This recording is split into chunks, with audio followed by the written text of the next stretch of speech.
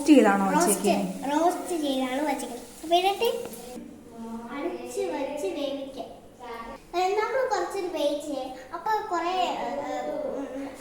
കഴിക്കാൻ മണിയാകുമ്പോൾ അത് വെന്ത് വരും. ഓക്കെ, അപ്പം തക്കാളി ഇടുക.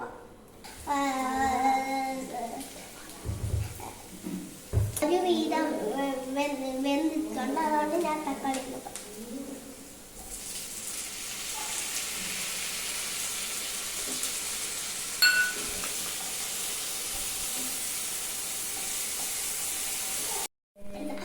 മൂന്നാല് വെളുത്തുള്ളിയില. ഓക്കെ,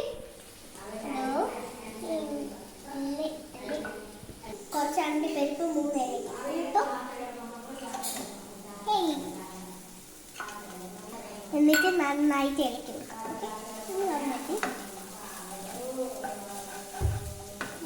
നല്ല ടേസ്റ്റ് ചെയ്യും. ഓക്കെ, ഇത് വെന്തിട്ടുണ്ട് നന്നായിട്ട്.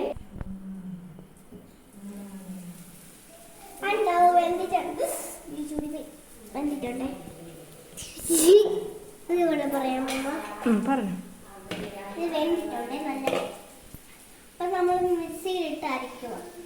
നല്ല വെന്തിട്ട് നമ്മൾ അരയ്ക്കുക.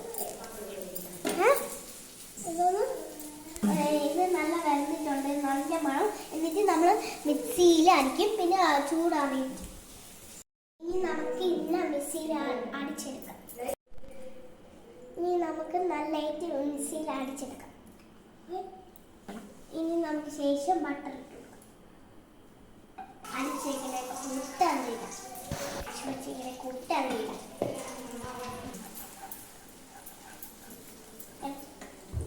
നമുക്കാണെങ്കിൽ ഈ മസാല ഒന്ന് ആഡ് ചെയ്ത് കൊടുക്കാം. അതിൻ്റെ ലേശം മുളക് പൊടി,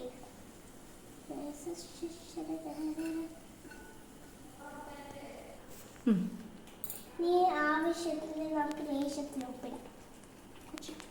അയ്യോ, ഇനി നമുക്ക് നേരത്തെ വച്ച പനീർ ആഡ് ചെയ്യാം.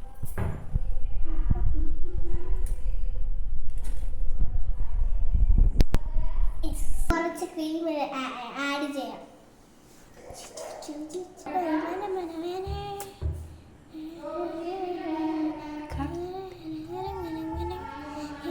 ഇനി കുറച്ച് കസൂരി മേത്തി ഇട്ടിട്ട് നമ്മൾ പനീർ ശരിയാവും. ഇനി പനീർ മസാല തയ്യാറായി.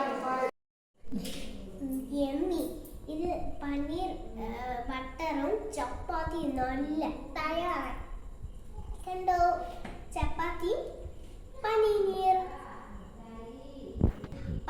ബട്ടർ മസാലയും ചപ്പാത്തിയും. കൂട്ടുകാരെല്ലാം ട്രൈ ചെയ്ത് നോക്കണേ.